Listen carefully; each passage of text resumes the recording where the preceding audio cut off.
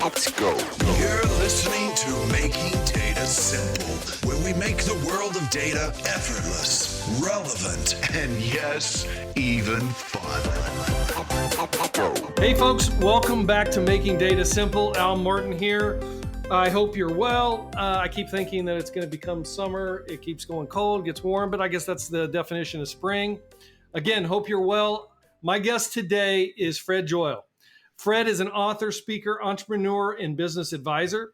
He co-founded the most successful dentist referral business service in the country, 1-800-DENTIST. He's written 2 books on marketing.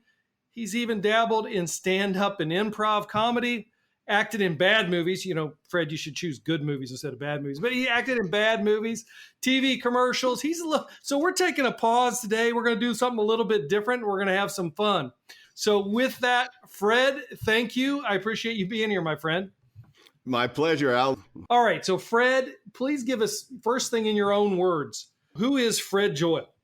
Basically, I'm an ad man. I started in the advertising world, and that's what led me to create 1-800-DENTIST with a friend of mine. Because basically, we were an aggregator of all of these dentists and we would run television advertising for them and have a live call center and then disseminate those calls over our thousands of members. And we created the business from nothing. We had $30,000 of family money to build this entire business and invent it. And over the course of the 30 years we owned it, we generated over $1 billion of revenue. So we did way more than we thought we were going to do when we started. But it was all because I understood how to create effective advertising and buy media effectively, which also meant we had to track how the ads were working. Was it generating the kind of patients that we were looking for our dentists? And I became an author and a public speaker, all propelling my business. And now I've written a book on how to cultivate the superpower of boldness, because I can't stop writing and talking about stuff. And it's what I did for myself. I turned myself into a bold person from a very shy person. So I'm a bold introvert, you could say. So what do you consider yourself, though? I mean, of all those things, you know, you say you started out shy. You've got this new book, which we'll talk about in a second, but you've created 1-800-DENTIST. Who are you? I mean, what would you consider your brand is? My brand, I think, really is more than anything is a marketing and boldness expert. If I had to humble brag myself, I've learned a tremendous amount about marketing over the years and creating great messaging for companies as well as the companies I've been part of, and built my boldness so that I'm able to communicate in every possible medium really effectively, whether it's one-on-one and it's somebody I want to meet and talk to, or it's on a stage with 5,000 people. I had to develop this life skill, and I want other people to know how to do it because it was a hard journey for me, and I figured out how to make it a lot easier for people. So, and you're now the president of the Fred Joyal Company, yes? Yes, the hard-earned role. The board meeting went on and on forever, and I finally got elected president. It was brutal. Why didn't you just call yourself CEO? And that would have been too much. That would, Hey, I'm overreaching. I wouldn't want to do that. And where'd you get the radio voice? My dad.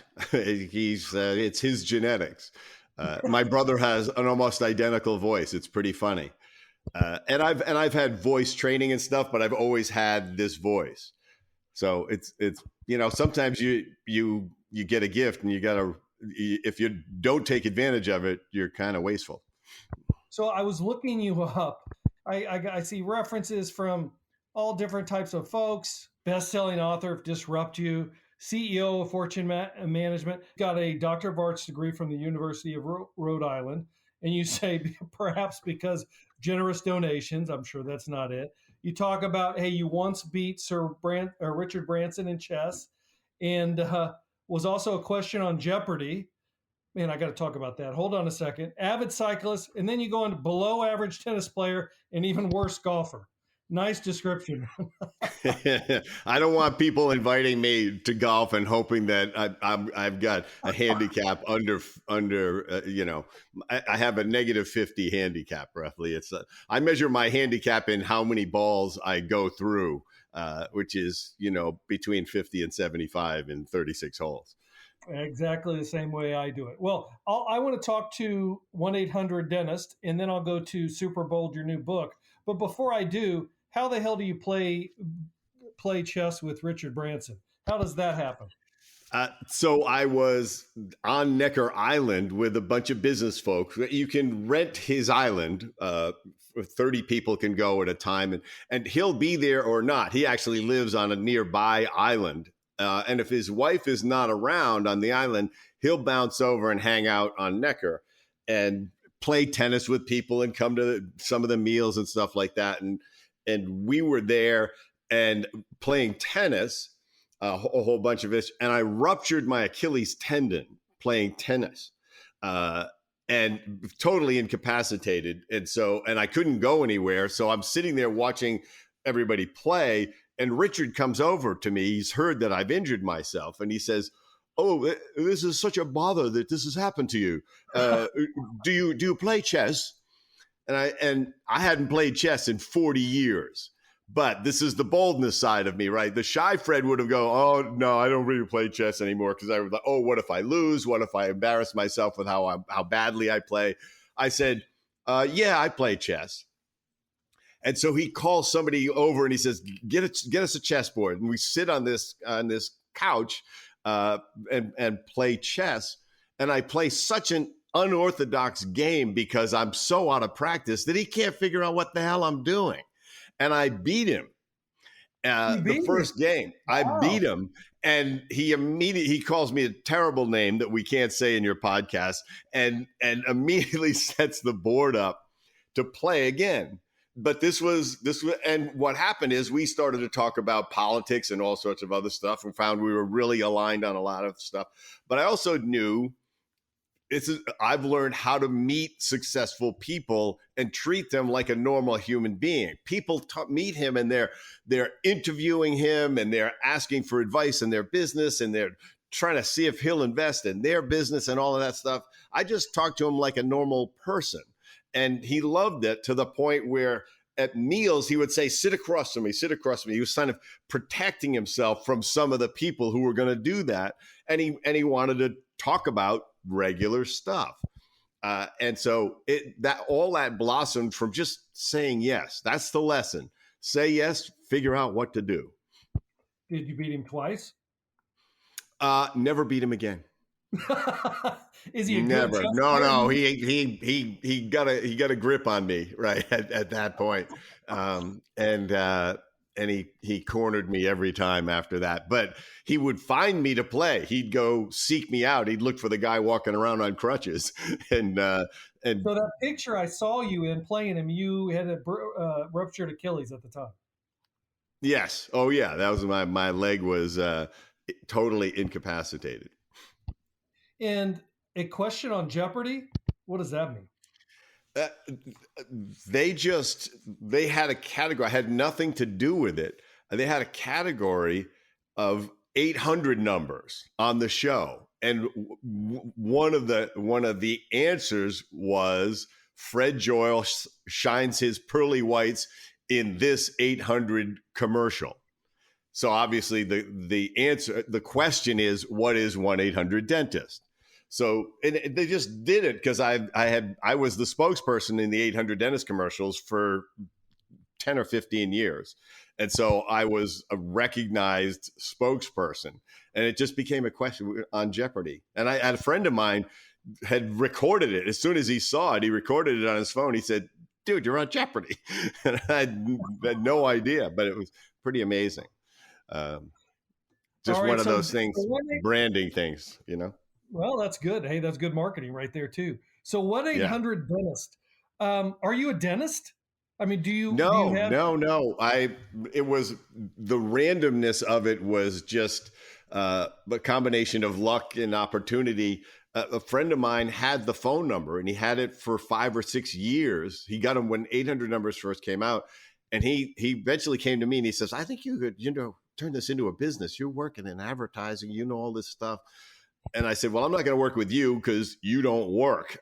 Right? He was an idea man, and this was his flash of brilliance to get this number, and he said, "No, Sounds I like understand." Pete So, Best, though, in the story, though.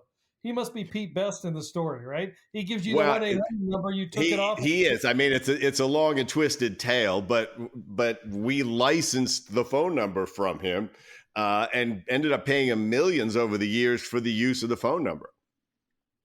Oh, well, then But I had another partner who did like to work, who was a great salesperson, and we teamed up and just, we're friends to this day. Now, that's not always the case with people who partner up. A lot of things go wrong, even when it's family. But we never put money first. What we tell everybody, which is the truth, is neither of us know who took more money out of the business, because it didn't matter. It was like, I'm buying a condo this year, I need to take an extra 50 out. Yeah, go ahead.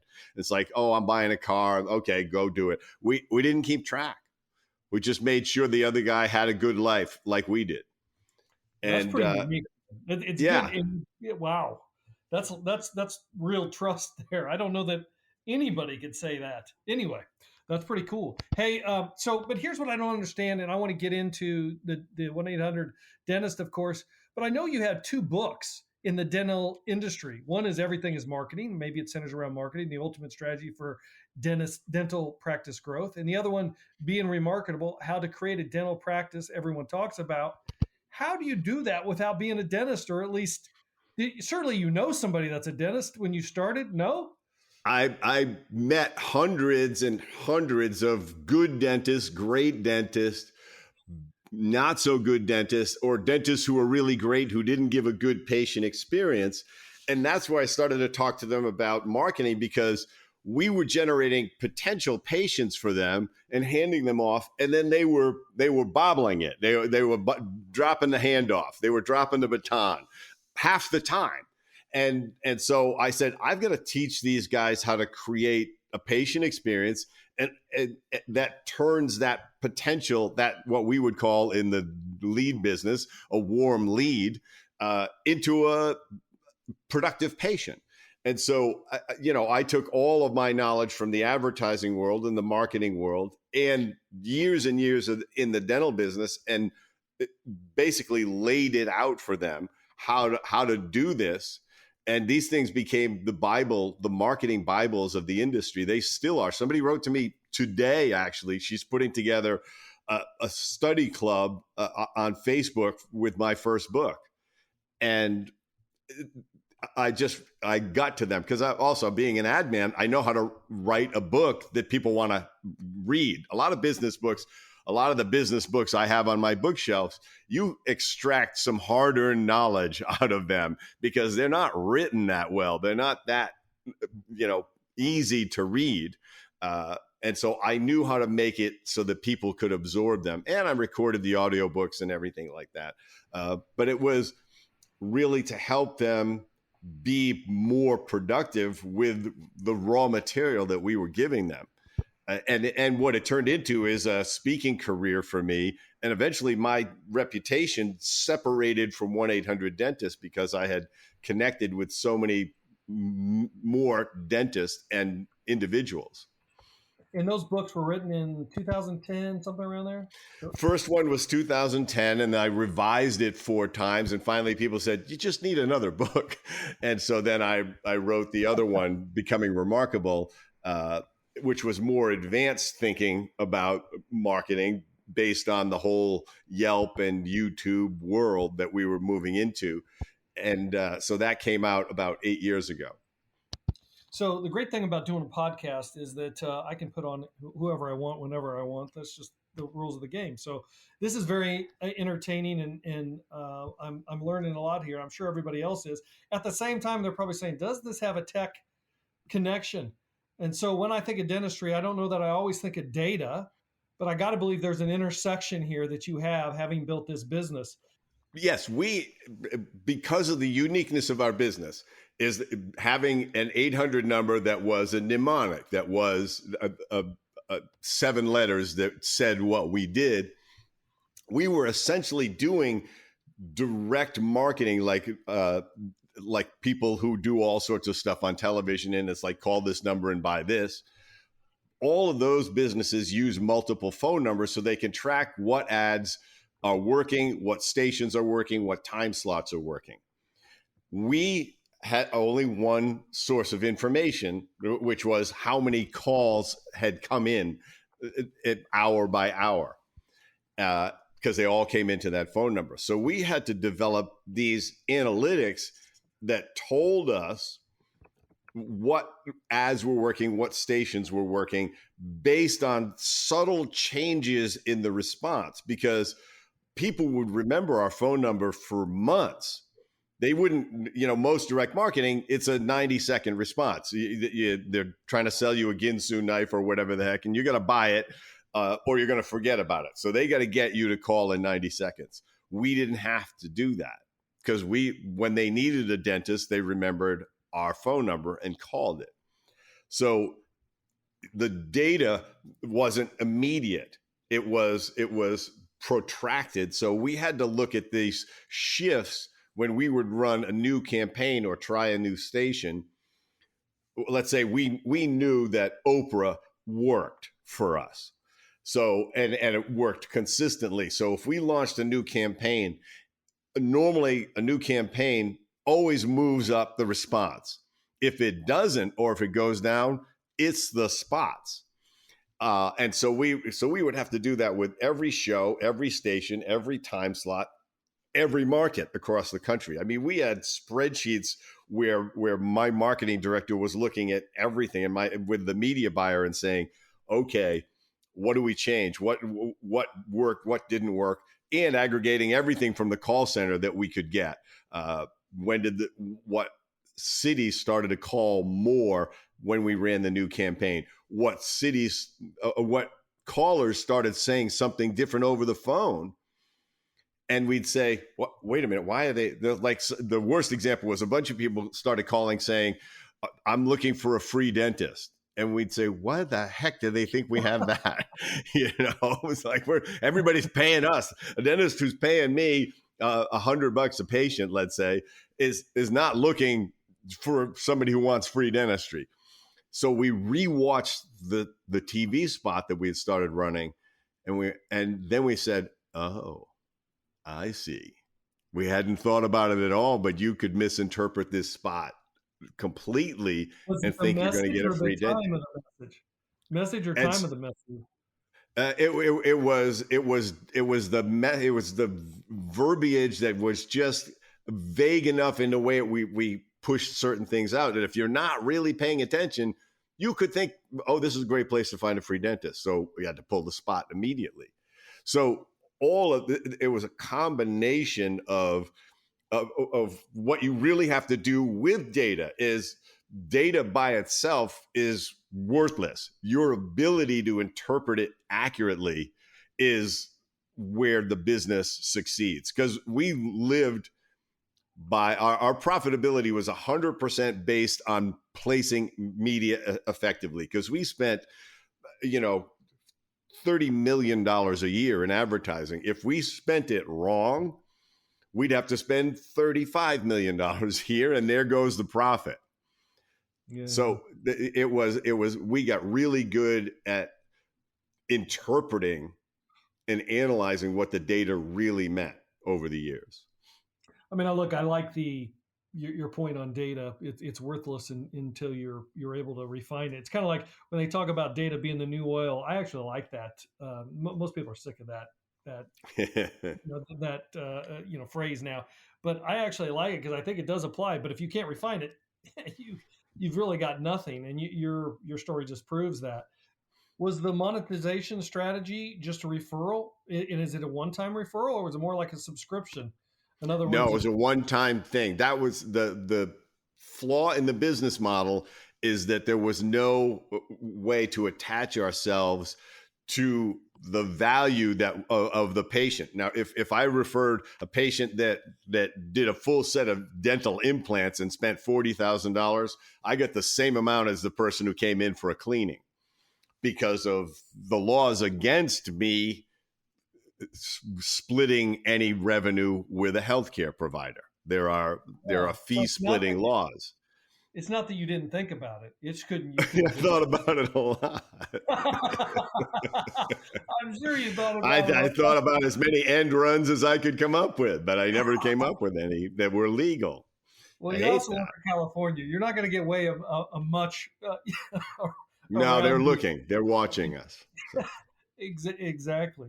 But you did well. I mean, obviously, there was It was a great business. Google eventually disintermediated us, but it took them a decade to do it because people they don't use 800 numbers that much anymore. And it's very easy to find a dentist. You hold up your phone and say, dentist near me. So eventually they torpedoed us enough that it pretty much sank. I mean, we never run TV ads or anything. The people who own the business now, it's just a lead gen business and using all digital media. I want to talk about Super Bold, the new book.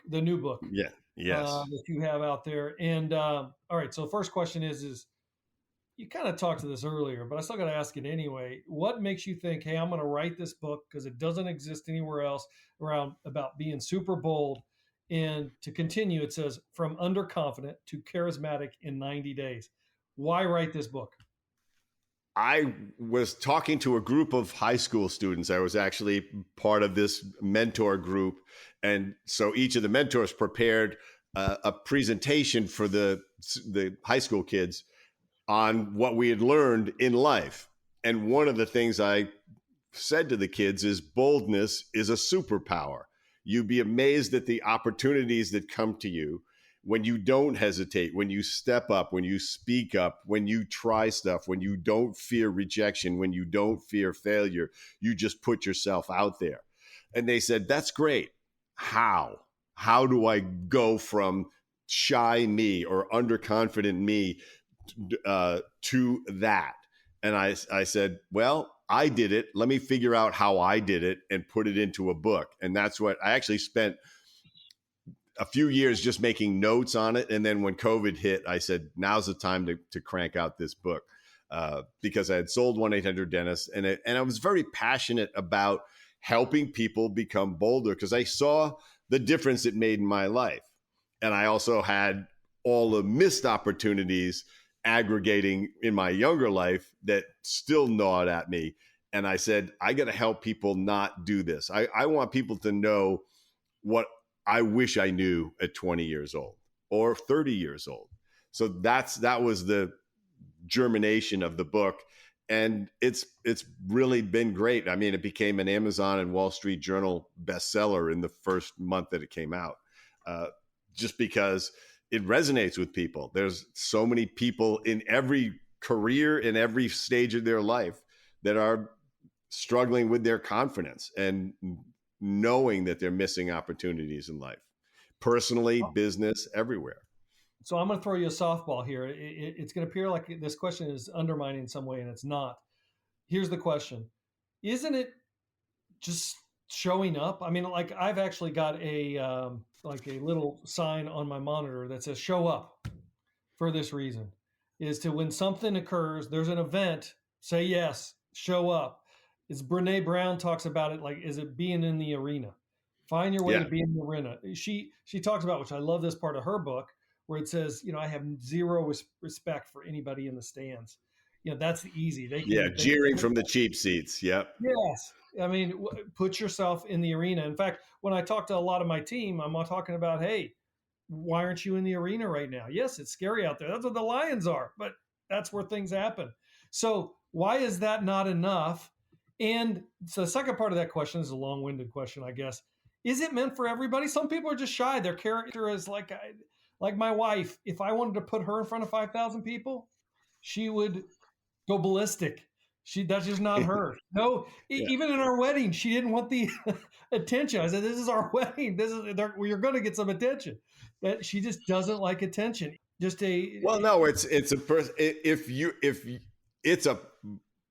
You only need to do something with it if it's not working for you. If you feel like you're missing out, you're not living the life you want, you're not able to chase your dreams because of your lack of confidence.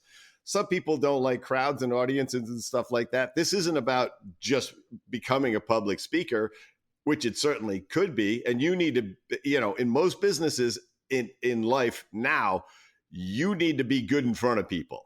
And you need to know how to network in a way that actually connects with people, rather than just, I need to get their business card or their phone number or their email address, but like to create real human connection. So a lot of what I talk about in the book is how to connect like a human being. What social skills are you lacking because you're not interacting enough? We are social creatures. Now, she may never want to be speaking on a public stage, but she is very likely going to want to eulogize one of her friends who passes away. And you're going to want, if you don't do that and you want to do that because you go, I don't like to speak in public, you're going to regret that the rest of your life. So this is about to be able to call on your confidence and act when it matters to you specifically about what is important to you, what you want to achieve, but the voices in your head are holding you back. How do you defeat that? You can't just defeat it by show up. But if I had to give you two words, I would say step up. Step into your discomfort zone, knowing that the good stuff is on the other side. And you have to start gradually enough. And that's how the book is designed, with exercises that move you up gradually to build your confidence and boldness, so that you get a positive feedback loop from doing it and you build your boldness muscle. Bold people, they don't look at failure as a reason to retreat. They look at it as information. They take it that simply. They don't. Rejection says, I have to change my pathway. Failure says, what can I learn from this so that the next time I succeed, or the next time after that I succeed? Failure are steps up to bold people. And it's just a shift in mindset, because a lot of people, they fail once. There's an amazing statistic, and I'm gonna rough it.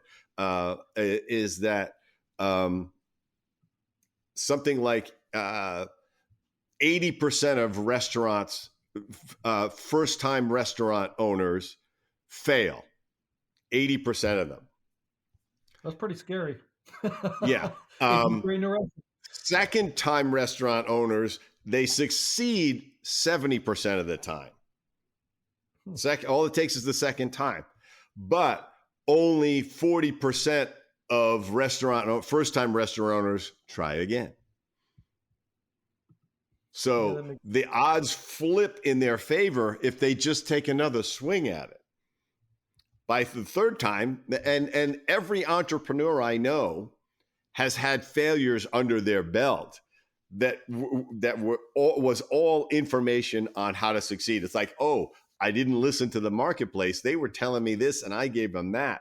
But part of that I gave them, they kind of liked. I need to build a business around that.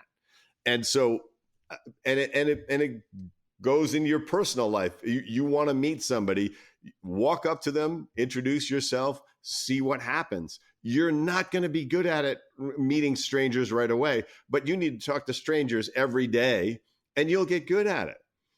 And you'll get better and better and better at it. And you'll relax and have a normal conversation and invite people in. Stepping back for a second, congratulations on bestseller. That's awesome. Thank you. Where did you develop your expertise in being bold? The hard way, the slow way. One step at a time, with failures gnawing at me. But the real, along with all of the things that I was so angry about, missing opportunities and not trying stuff, and then trying the business and realizing I got to make this work. And it made me have to be bolder. And then it created this feedback loop that's like, when I am bold, good things happen. Instead of all the bad things I thought I was going to experience, 99% of the time, something good happens. It's either good information or an undiscovered experience or exactly what you were going for. And this is what bold people know. Bold people never stop themselves. This is they and everybody else, we stop ourselves. We don't wait till somebody else stops us. Bold person always waits until somebody else is the one who stops them. And I don't think I answered your question. I think I went completely on a tangent. That's well. I mean, I got more questions. That's fine. We'll keep going. I mean, the one thing that occurs to me that there was something that resonated with me along these lines, and in accordance with what you were saying before. You just keep going at it. I was watching. I don't know. It was either a podcast or a show. I can't remember. But there was a gentleman that could not handle failure. So what he decided to do is to fail like 20 times a day or something like that. So what do you mean by that? What I mean by that is he would walk up to somebody on the street and say, hey, can I have $100? I mean, just first I thought that was just silly. But you know what? When you get, he's getting rejected over and over and over. And by the way, so a lot of people gave him $100. I mean, for no reason. I mean, but the thing is he got used. He said it was the best thing I could have done because I got used to failing. So I wasn't scared anymore. And I would just go out and I would be bold. Do you have antidotes? I mean, that's the exercises in the book. There's 5 levels of exercises, and they start non-verbally. And many of the exercises are designed for failure. Like, I want you to go out and smile at 10 people today, 20 people today. Smile at everybody you meet until somebody doesn't smile back. And then don't take it on. And realize, one, how many people did smile back.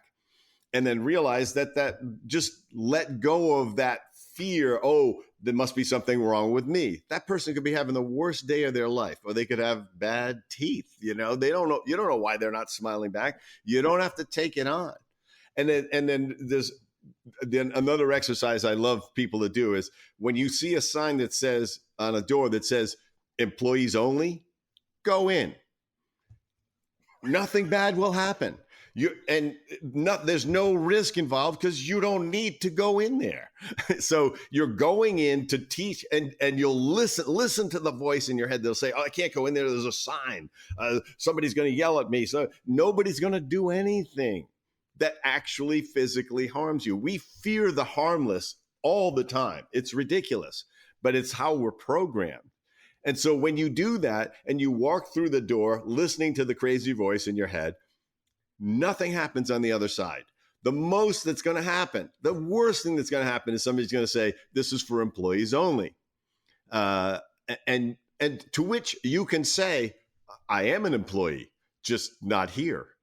And they will look at you like you're an idiot and you'll leave. And then you walk out and realize, wow, I had all sorts of anxiety about something that ridiculous. And you build up your boldness muscle by aiming for failure on all of these things. I'm going to compliment the stranger to see if I get a negative reaction. And you'll say, oh, they don't want to talk to me. There's another study that showed that they surveyed people in New York who rode the New York subway. And 80% of them said they would never start a conversation with anybody in the subway.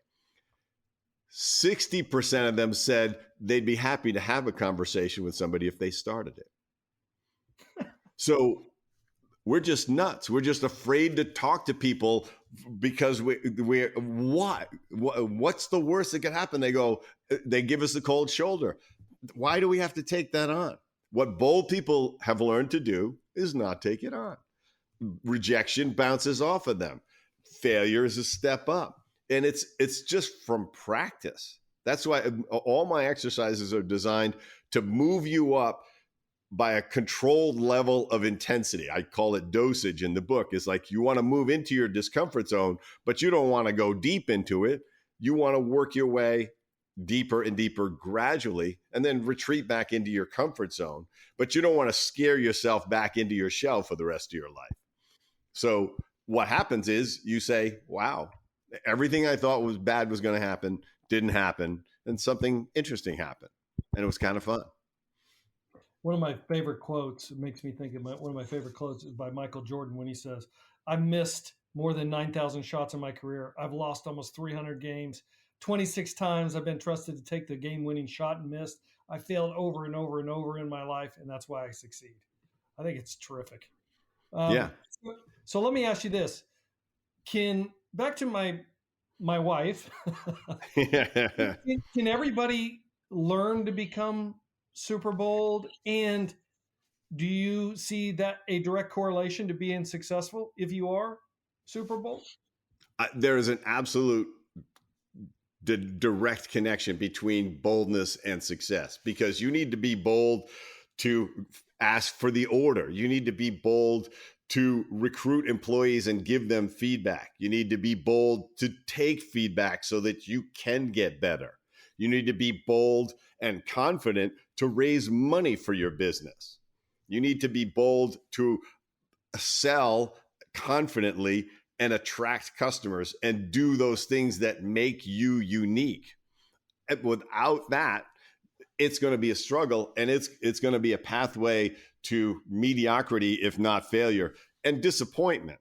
The thing about doing all this stuff is eventually you realize that trying feels almost as good as trying and succeeding, because you don't have to beat yourself up for not trying. You walked across the room and introduced yourself to that attractive woman or interesting business person or whatever, instead of standing there going, oh, they probably don't want to talk to me. And then you never meet them. And you say, wow, you had the chance to, who was in the room? Did you talk to them?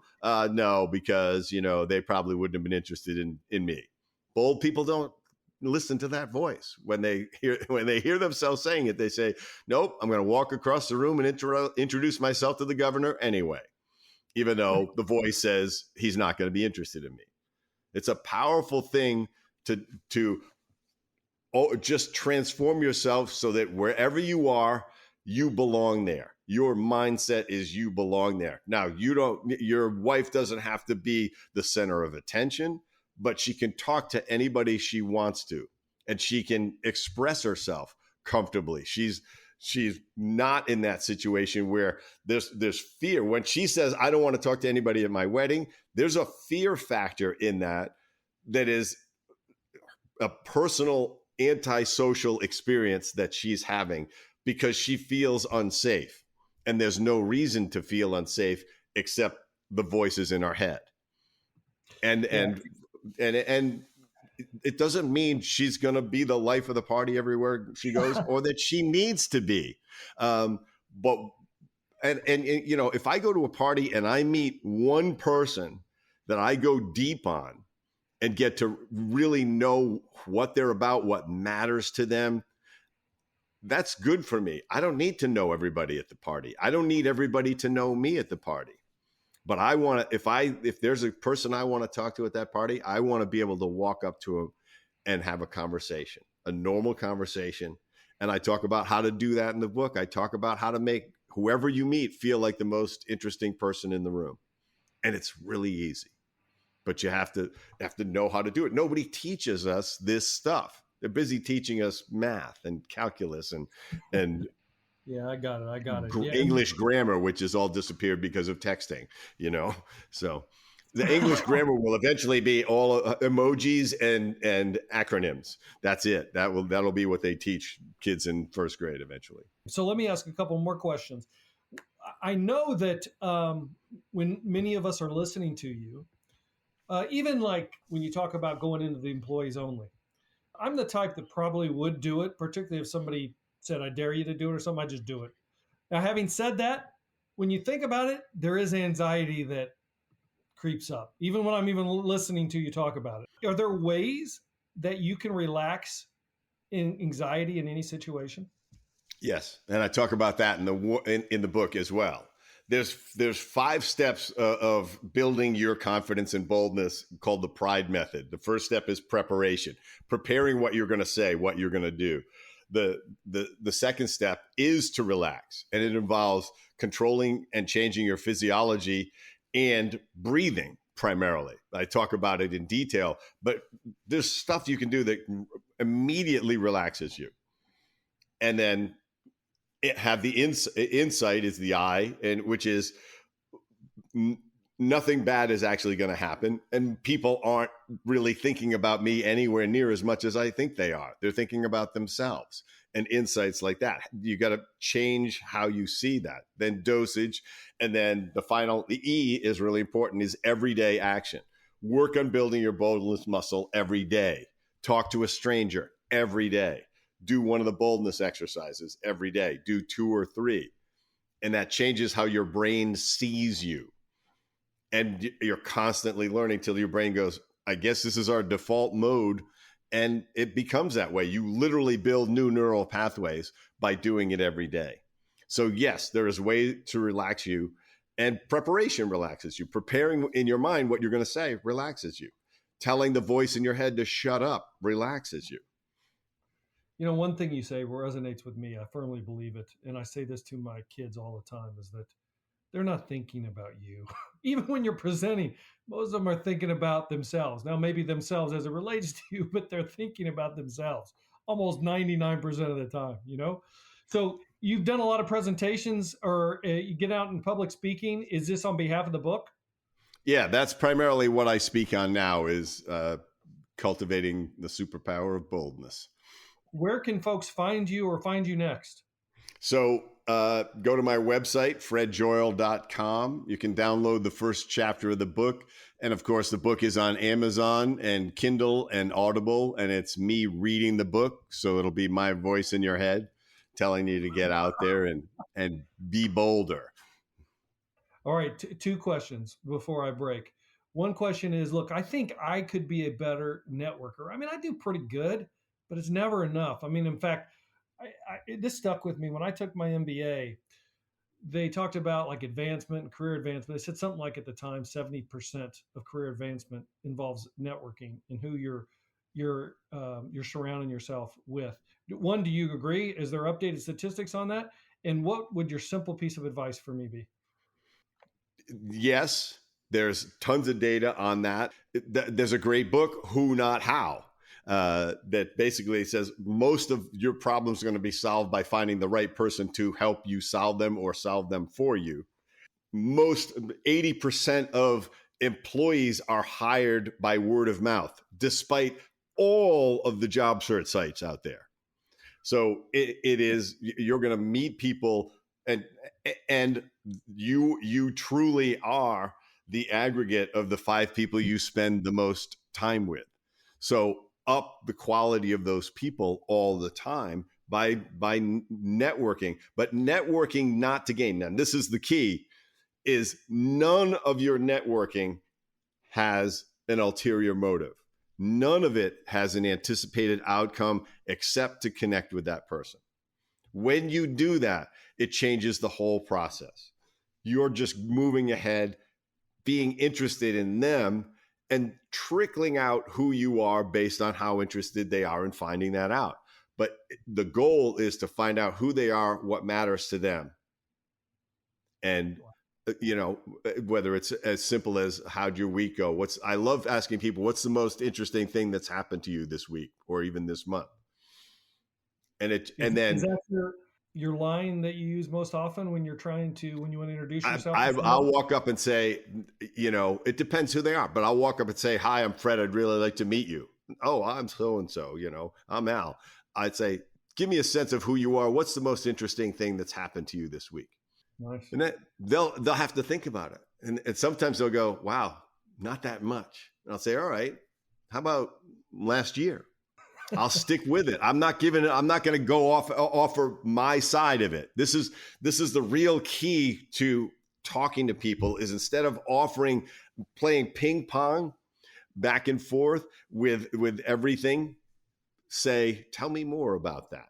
They say, well, the most interesting thing was actually I went to Toronto and I went up in that high tower that they have there. And I walked on the plexiglass and scared the heck out of me. And I say, really? Tell me more about that. Well, I need to know how did this happen? Prompted you to even do that? And tell me more. And then eventually you add a little bit about yourself, but then you go, but enough about me. How do you know the host at this party? How can you afford this house? Whatever it is, Very nice. You know, what's the worst job? I used to ask all my new employees, what's the worst job you ever had? And it would be, and we would do it in a room with I would always go into the training sessions and introduce myself. And it was fascinating to listen to their worst job and why it was the worst job. It informed me how to be a better leader and a better boss and create a better workplace. But most people who've succeeded in life have had a really shitty job, or 2 or 10 somewhere along the way. A bad boss, a bad job, a bad pay, bad boss, bad job in combination. So often they go together. Absolutely, we have. And, you know, my 2 questions are, what's your first concert? I think you can learn a lot about people's first concert. So, Fred, what's your first concert? Elton John. And his bass player was sick. And this was back when Elton John he came out with a drummer and a bass player and him on piano. So all he had was a drummer. And this was 1971. He went on anyway. And it was totally captivating from one second to the next.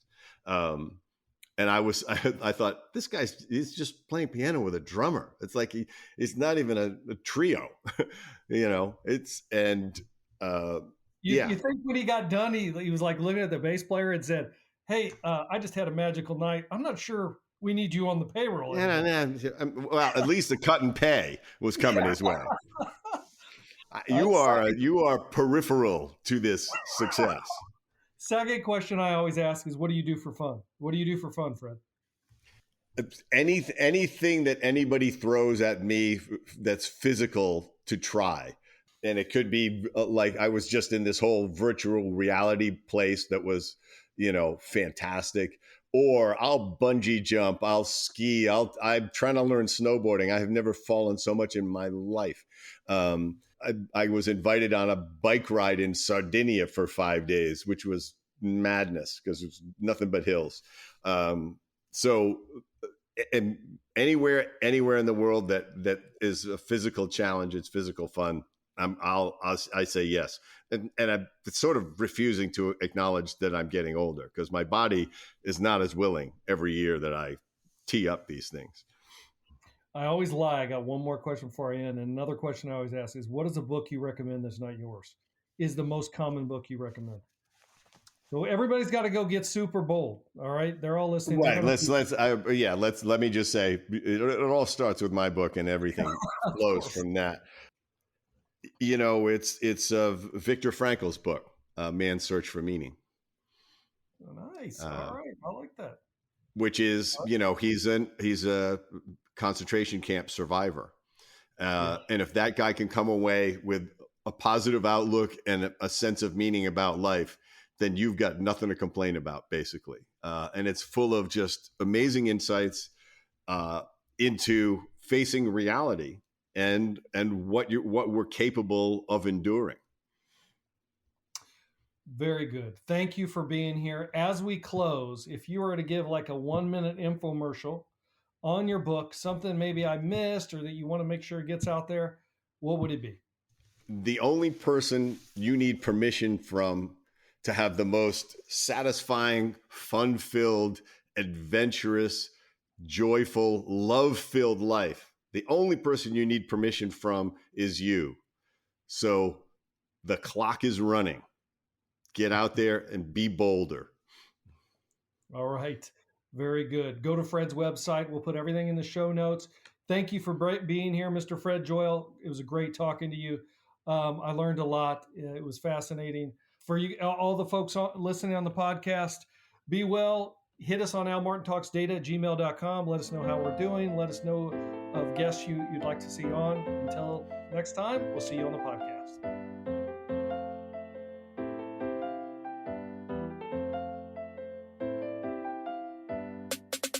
Thanks for listening to the Making Data Simple podcast, where we make data fun. Be sure to visit IBMBigDataHub.com/podcast to access the show notes and uncover even more great episodes. Remember, the views expressed here are those of the host and its guests and do not necessarily represent the views of IBM. Until next time, Let's go. over and out.